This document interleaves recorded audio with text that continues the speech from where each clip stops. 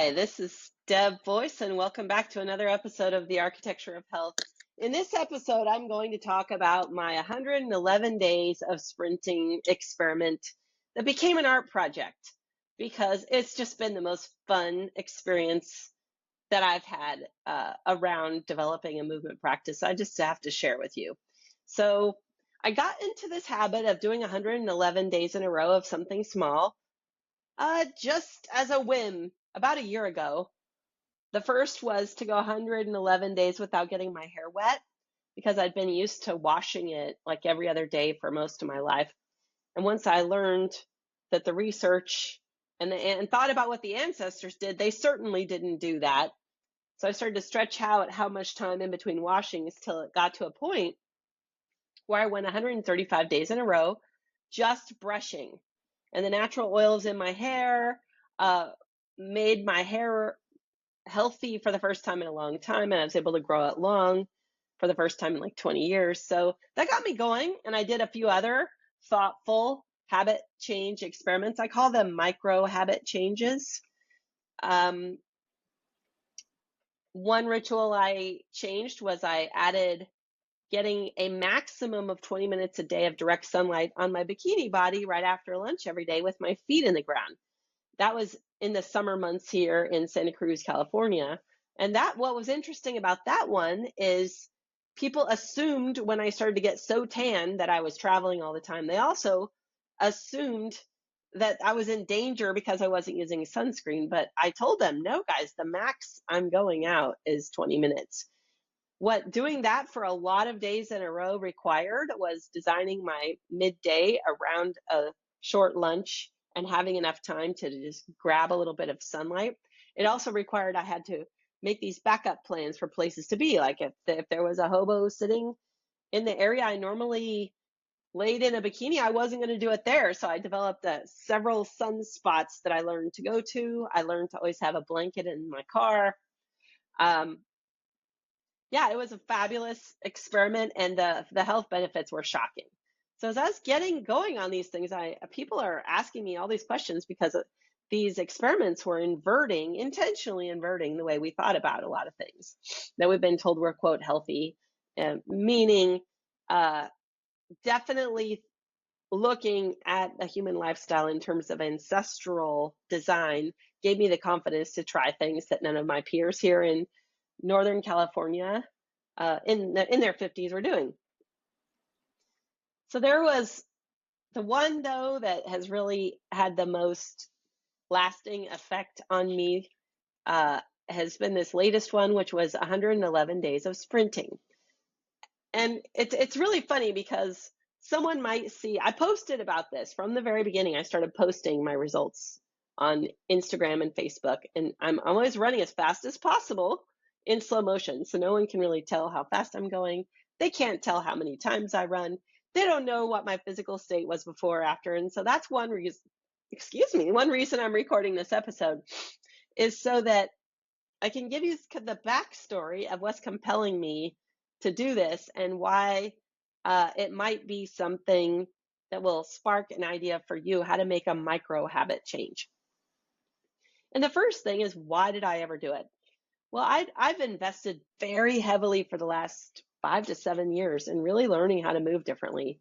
This started, when I broke myself as a yoga teacher teaching 15 times a week. Suddenly the world went upside down, and I learned about ancestral ways of moving that are healthy being very different than what I'd been trained. At the same time, as someone who was sedentary, who had hours-long commute, who had a computer job, and who had been a nerd my whole life and couldn't even easily run as a child, at least after I was 8 and got thick glasses and nerded out. For me, this thing of running being enjoyable has never been. It's really never been true. Even when I was in my 20s and I would run sometimes 4 miles at a time with this really good friend, Louise Tuitt, I mostly was kind of bouncing up and down, and it was on a dirt path. And it didn't hurt because I was in my 20s, but it wasn't really running the way I know it now, which is joyous and easy and feels good. But I also at that point hadn't been injured as many times as I have. I mean, it wasn't long after that I tore my groin doing contact improv, and then I tore my knee doing yoga. And then later in my early 50s, I cracked my own rib. I broke my metatarsals doing just something like getting out of bed after a West African dance class. So I didn't realize I'm now I know I'm hypermobile. I can bend my wrist all the way backwards as a party trick, which it just means I get injured more easily. So I've declared that it's my prerogative as a modern human that still likes to be a nerd. I'm going to learn to move in ways that are going to get me to the finish line of dancing and running and feeling good till the day I die. And unfortunately, along the way, I had some scary hip things come around that, you know, these hip problems started when I was sitting in Lotus as a kid. And then I made them worse by being a show off because I was already so hypermobile in the hips, doing all sorts of things that are directly opposed to a body that moves forward through space beautifully. They're directly opposed to walking beautifully the rest of your life, let alone run. Little did I know how much I'd pick things that are either just up and down or sort of side to side activities until my hips started crashing when I was 50. Then some amazing stuff, this really evolved movement practice at Santa Cruz Movement, Ido Portal Santa Cruz Movement. Oh my God, there was this rich, all these angles of moving that healed my hips and knees. I didn't understand what was it in that toolkit though, like what was working and what was overtraining.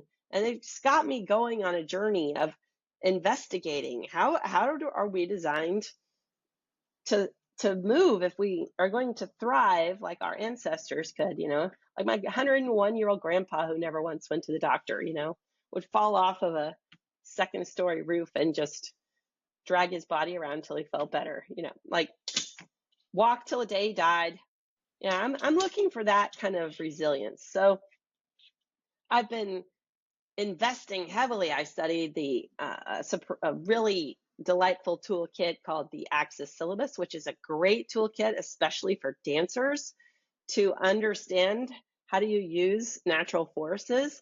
But I still screwed myself up because here I am running around with professional performers who don't have to think about moving as carefully as I do. And me just trying to do what they were doing, that did not work out. I over spiraled trying to copy them. I over spiraled. Functional patterns helped me tighten myself up and recover from the over loosening that I had done with some wrong ideas about how the body works. And yet I couldn't hold that shape and go do the things I loved, like African dance. Like I would get to this amazing place and start to be able to run, and then I would go do something and screw it up. And then I was like, no, there's something missing here.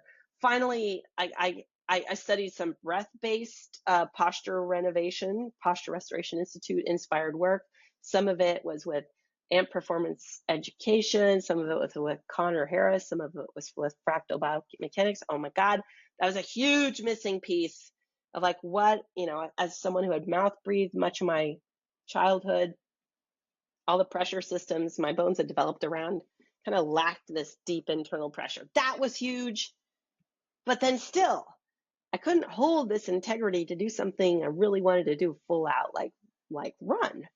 And running never, like I said, felt good. So I kept reaching a new possibility with all this research. I trained with David Weck and I understood, oh, my neck being frozen in the middle isn't serving me. And that correlated to a lot of things I'd learned in these other places.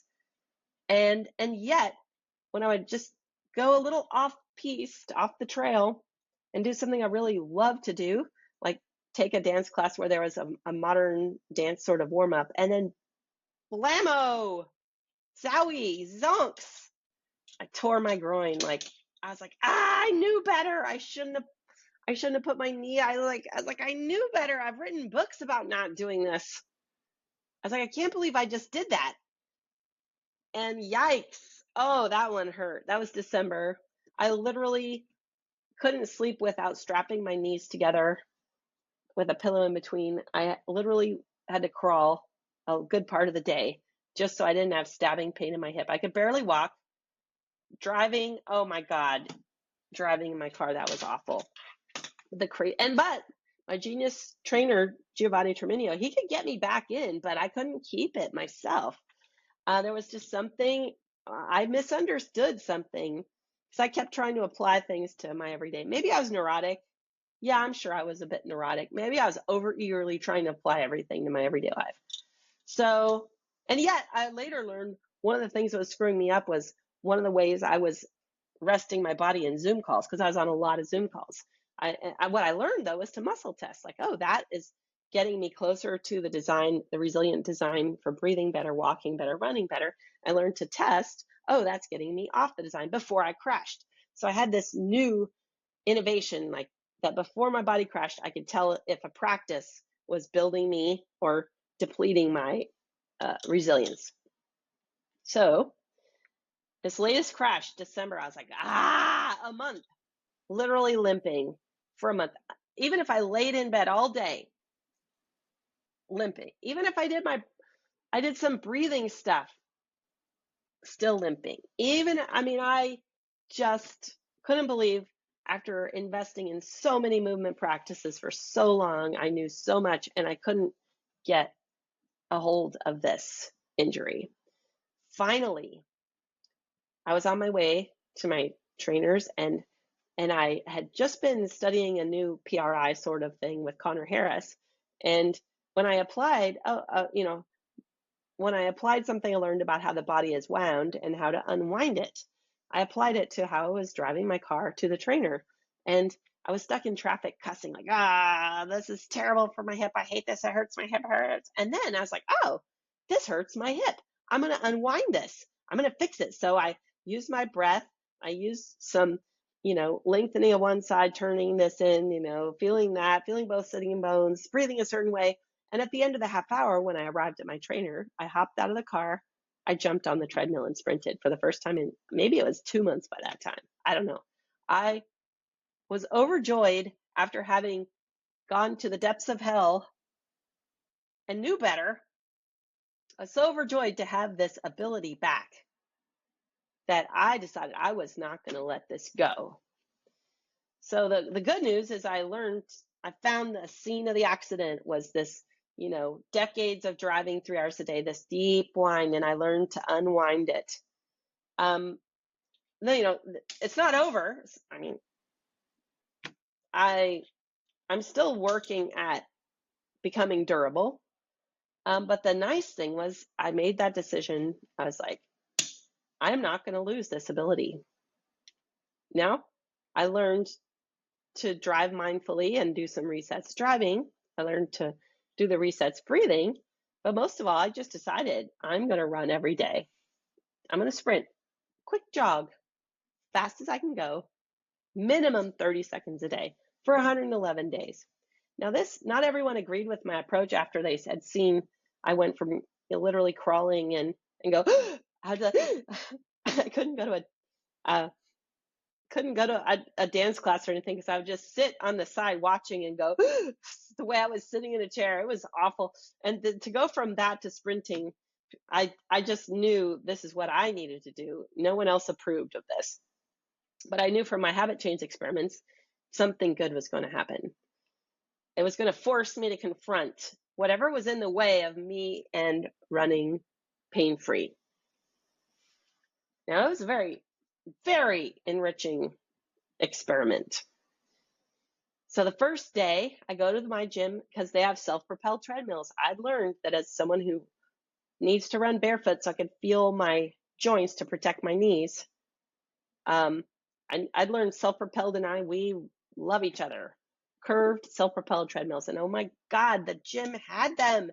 So I go the first day, I do 3 30-second sprints. I'm pretty happy. By the end, my knee's a little funny. I come back the next day, I do 2 30-second sprints. Already I'm getting bored. So I start filming so I can study the way I'm running. And then third day, maybe I did 4 or 5, because once I started filming, I got excited. I filmed from the side, the back, the front. I was like, oh, that's why my knee hurts. Like I see my head isn't going over my left side the way it's going over my right. And from all this education I had in biomechanics, I could start to diagnose. The problem is I still started to get bored. for a number of reasons. One being that looking at how far how far off of how good I wanted to be was a little painful. Even though I have to say I'm looking great for, I'm 57, dudes. I'm killing it in a lot of ways. I'm able to do things that I couldn't do much younger and with more grace. At the same time, having had so many injuries, I'm way more conservative. And I would actually use the word focused. I'm more focused on what is truly going to stand the test of time because it has to.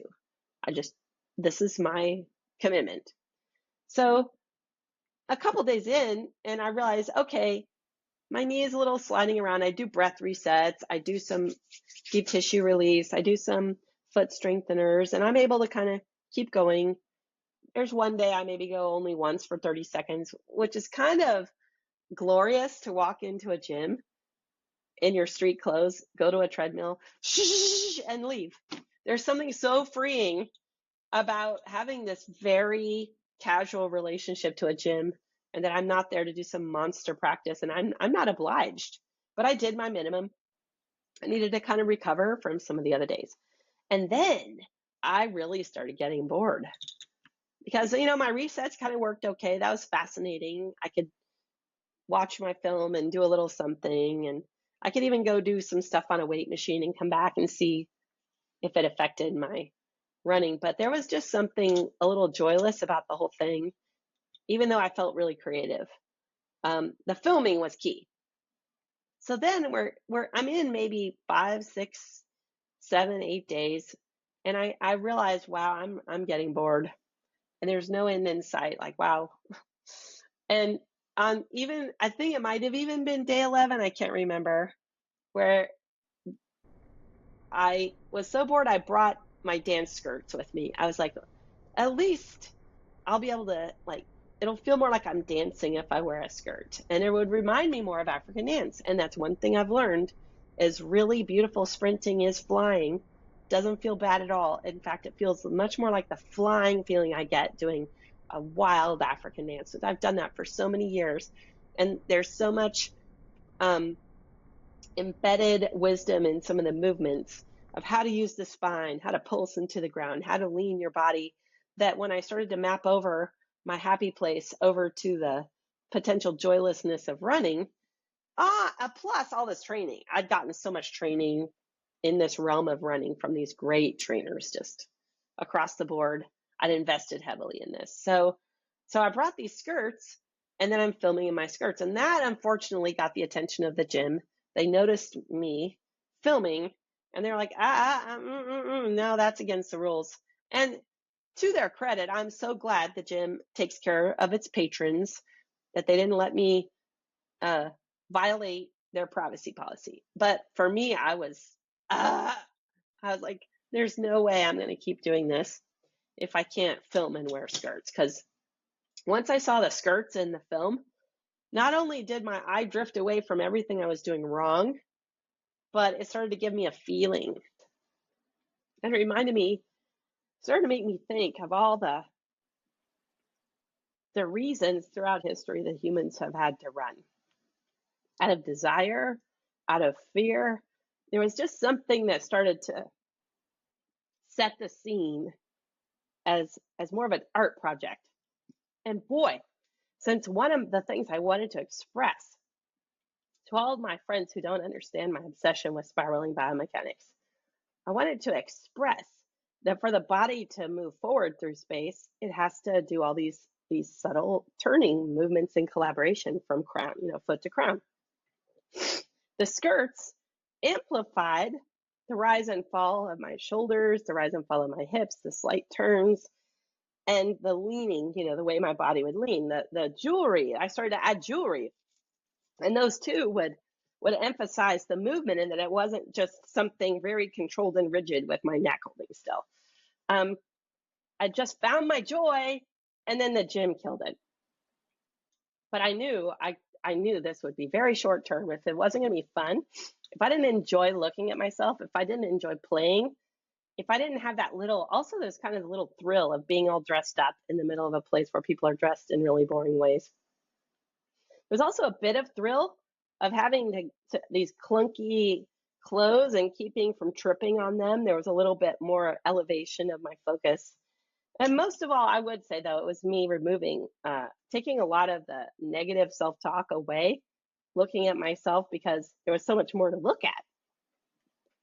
Fast forward, I'm like, oh no, my project is dead. I'm on day 11 and I can't film at the gym where there's a self-propelled treadmill. I was like, these can cost $8,000. I'm not buying one of those. But I found a used one on Facebook. And a few days later, I made an 8-hour road trip, 4 hours each way, to pick up a $1,300 gorgeous used curved self-propelled treadmill. I named her Floey. And the cool thing was that the trip, I used my driving resets, my breath resets, and at the end of that 8-hour trip, I was, oh my God, feeling amazing. The first time ever a car ride felt that amazing. So I probably super duper duper undid a lot of my hip wind on that road trip with my breath. Breath is the best chiropractor, guys. So I get it back. Immediately, my son helps me unload it. I get on my bathrobe and pajamas to go to bed, but I was like, no, I'm running, and I filmed that first one. The nice thing is, as I reviewed the tape in slow motion or the recording in slow motion, I was like, oh yeah, I bet humans have been awakened in the middle of the night and they had to run in their pajamas. Like I remember being evacuated from my home for forest fires, and that 2 a.m. call from 911, you grab your things, you're out. And so the storytelling aspect of, oh, like why do humans run, started to hit me. And then I started to pick songs to go along with the movement. I picked songs if they had the word run in them. And then I found this idea of running is everywhere. You know, there's running towards something you love. There's running away from something that you're afraid of. There's kind of the joy, just running around because it's fun. So it started to become this art project. And in the beginning, where I would do a couple of 30-second sprints, once I had this treadmill of my own at home, and I had my giant mirror, and I had privacy, and I had my lights, I started to really play around. I had all my different equipment here, like my rings, my Roman chair. It's kind of like a hybrid. I made like a mini hybrid physical therapy kind of gym lab, I would say, is the way I've designed my living space here. So I start to play dress up with anything in my closet, you know, whether it's pajamas, whether it's an African dance skirt, some athletic clothes, whatever. I start to play my overalls. I play dress up with anything I have, and I'm filming it. Well, so some days I started to run like 20 sprints. They're all broken up though, because I'm trying all these different angles and I'm reviewing every tape in between, and I'm seeing, yeah, I'm still doing that weird thing with my neck, or I'm doing that weird thing with my foot. And I'm fortunate that I had studied enough with my functional patterns trainer, Geo, and I had studied enough with Bam Lionheart, had given me a running analysis, did a beautiful job with that maybe a year earlier. I had done enough studying with him. I'd studied with David Weck. I'd studied with Nick Simpson in Vital Strength and Physiology, who trained Olympic sprinters. I had enough background to start to get this sense of, oh yeah, there's still a problem here. And my kneecap would slide off, because that subtle twist to my hips under stress would go back to my stress pattern, which was my my various weaknesses from my injuries and such, and mostly my brain, however my behaviors were wired. And so then I had to get more inventive. Like, shit, my kneecap's sliding off. No way I can do 20 sprints. So I'd do like a 20 sprint day and then have to go to a 1 or 2 sprint day. But I just got more and more creative with what resets do I need to do. Oh yeah, I forgot crawling, original strength. I know that guy, that awesome guy, Tim Anderson. So I'd do more crawling. Then I would muscle test. Oh, my running is better. I'd look at the videos. I'd be like, yeah, my first sprint is always the best. Then I would know that the way I was living my everyday life was actually not that effed up, and that there was something in the way I was running that was causing my pelvis to dump. And then I got even more creative. I went back and studied a little more of the work with Bam Lionheart, some of his online class that I'd participated in, and I was like, oh, when I tried this a year ago, this is what happened. I'm going to try it now. And I was like, oh, that feels different now. I see why he was saying to do that. And then I saw there was a free Goda class online, and I was like, I'm just going to try that too. And then I was like, oh, this is what I misunderstood about this and this and this and this. Oh, that's why my functional patterns guys said plantar flexion. And then I was like, oh, that's why Esther Clay said blah, blah. So the thing is, I'd get excited with the clothing changes and the stories and the music and the lighting. And I'd just like, you couldn't stop me from sprinting. But then the injuries started to creep in, and I said, okay, I'm not going to continue this challenge if I can't do it joyfully and thoughtfully. So I used discernment. I used muscle testing. I started figuring out, okay, that's what I need to do to shore this up. One of the biggest changes is to help fix my feet, I started sitting in Seiza position on the floor. I started to do a lot more with my feet, and and I started to find the place in my everyday life where I was a little bit tucking my tail. So this became this treasure trove, like all this self-discovery, because it would show up on the film, it would show up as an injury, and then I had to figure out how to fix it. But it also, as I did my muscle testing, I started to be able to discern, oh, actually, the way I did that African dance class over there opened my upper chest enough that it's improving my running. And then I was like, oh, I had this wrong idea about how the pelvis works, where I was kind of tucking my pelvis at all the wrong times, or I was dumping at the wrong times instead of half of my pelvis tucking and half of it untucking. Like, it's just been a really fun thing to do. And along the way, it's really the art of it. It's really the art of it that took over it. Having a feeling, picking a song that gives me a feeling, picking an outfit that has a feeling, watching how the outfit moves, trying different angles. And the biggest transformation is I enjoy looking at myself. I can't tell you how much of my life I felt like a zero or ugly, like really invisible on purpose, and very uncomfortable dressing up. I was married at one point, and my wedding day was the only day I've ever worn makeup. There's always been something in me that was uncomfortable after I was a little girl, that was uncomfortable with like expressing myself through how I dressed or trying to look good. Because this traumatic thing in junior high was like someone I had really cared about when grade school had called me a zero. And I was like, just the day I was trying so hard with feathered hair, I was trying so hard, and then called a zero for trying so hard. So this picking clothes that made me feel good, that I liked looking at myself in, and the clothes I picked, they had to be cheap. I mean, I ran through my closet pretty fast. Then I started buying $10 things on Temu, big gaudy necklaces or a $10 skirt, and just adding a few things that could really move well. I just started to enjoy looking at myself running more and more. And it was less of me tearing myself apart and more enjoying the way the clothes moved and enjoying the way they made me feel.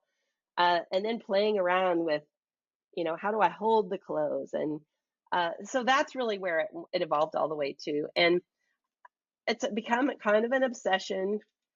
I'm not done, but I'm not forcing myself to do it every day now. Now I'm doing just as much as feels fun. I'm doing it more like every other day, but now my stamina is much higher. My alignment is sticking. My feet are getting strong.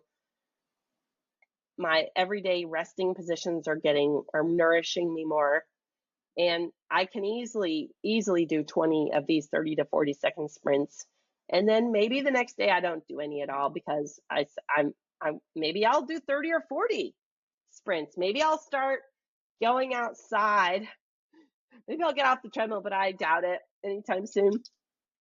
And one reason I always I always do it with music in my headphones, always. I have to have music that moves me to enjoy this experiment.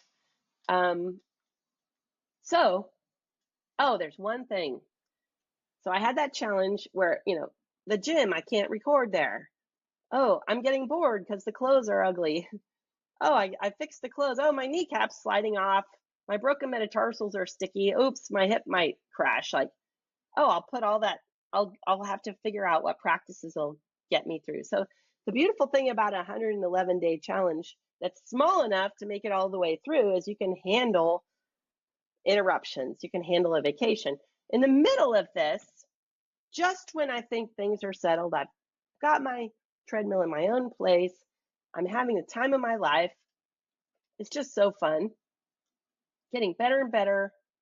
What happens? But I get emergency evacuated, have to leave everything in my apartment because I've gotten toxic mold exposure so bad from them doing, well, my apartment was bad, but it got much worse because of the debris shaking as they fixed the neighboring apartments.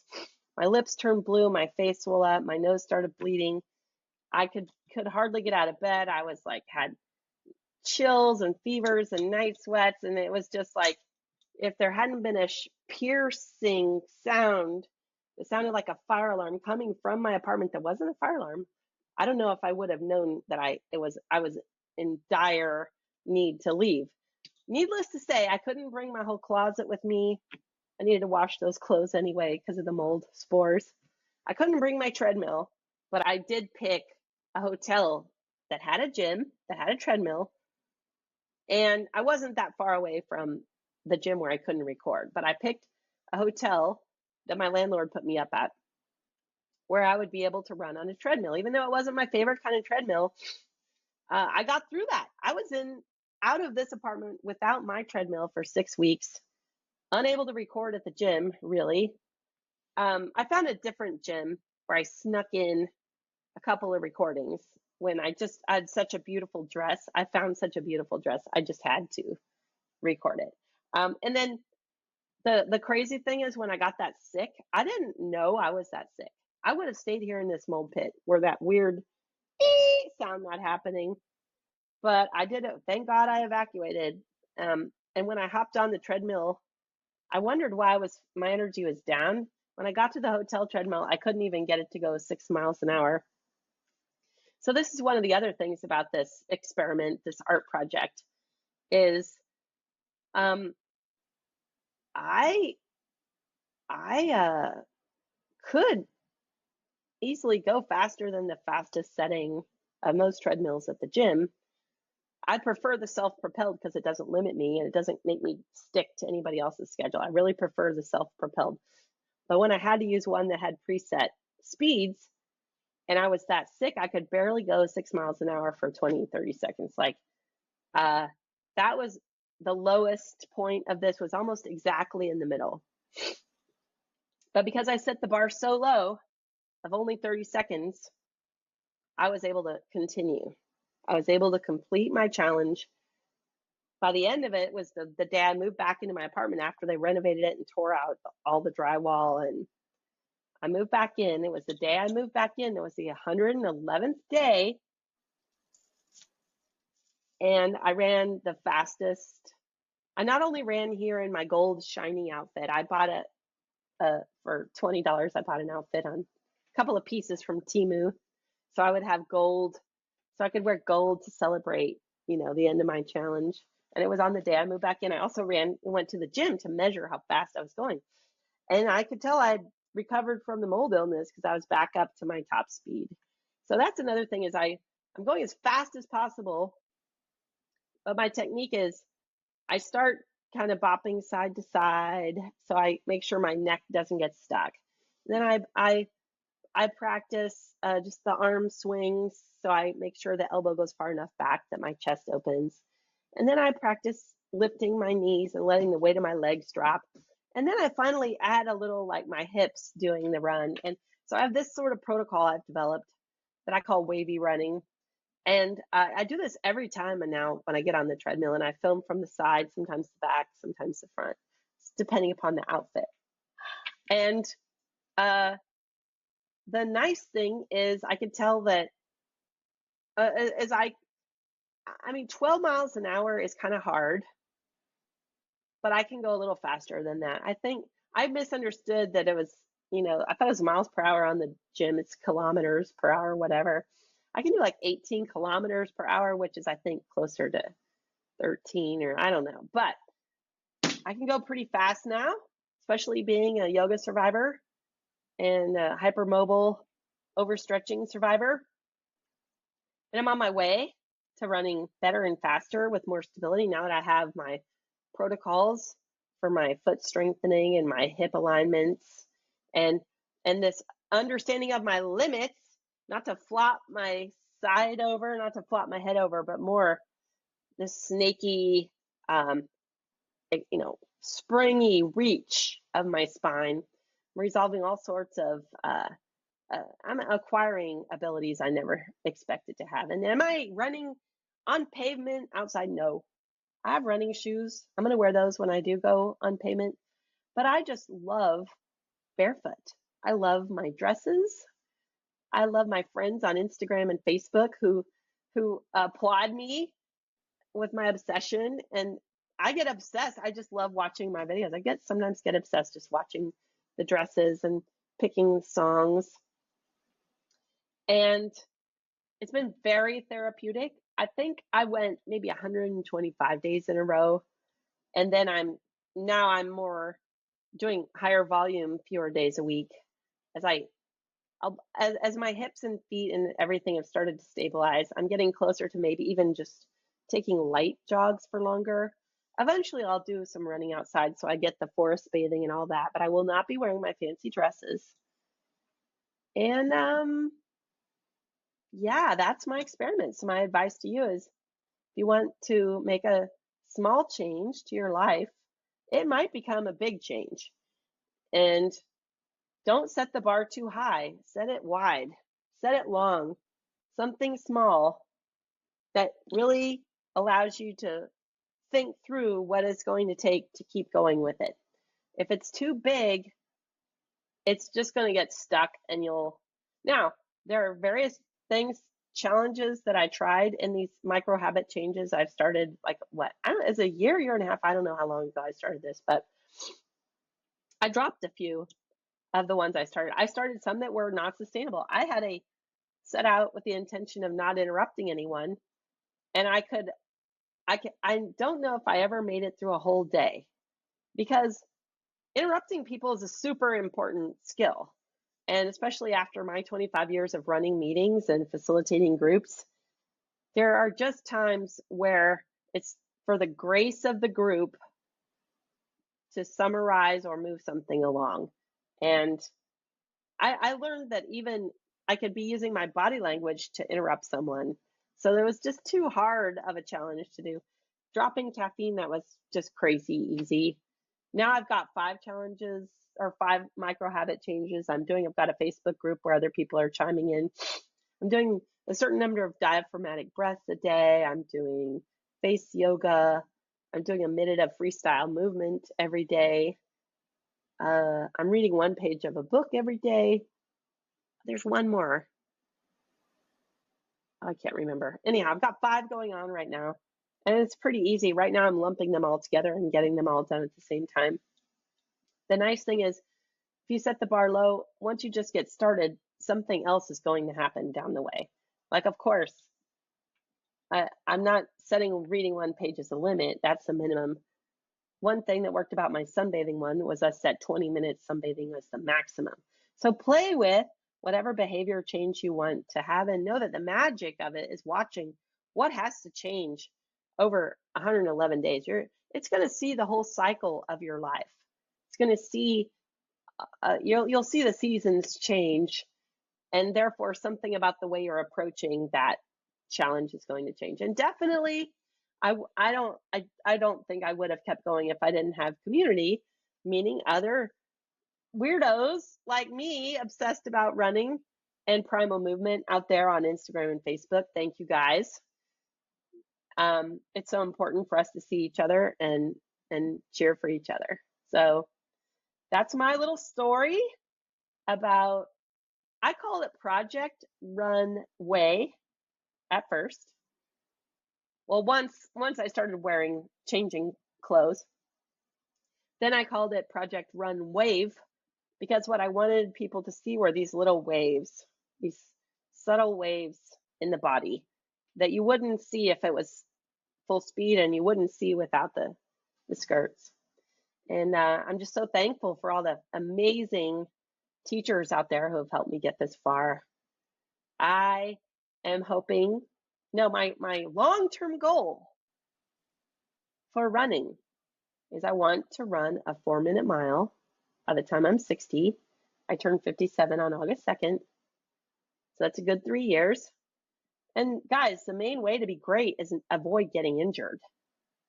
That's my A game. And now that I know so much more about biomechanics and the skeleton, and the power of it, the recoil of a tendon, and how important it is to get the tone in the Achilles, I really think I'm going to do it. I would love to hear more about what challenges you take on. Thanks for listening, guys.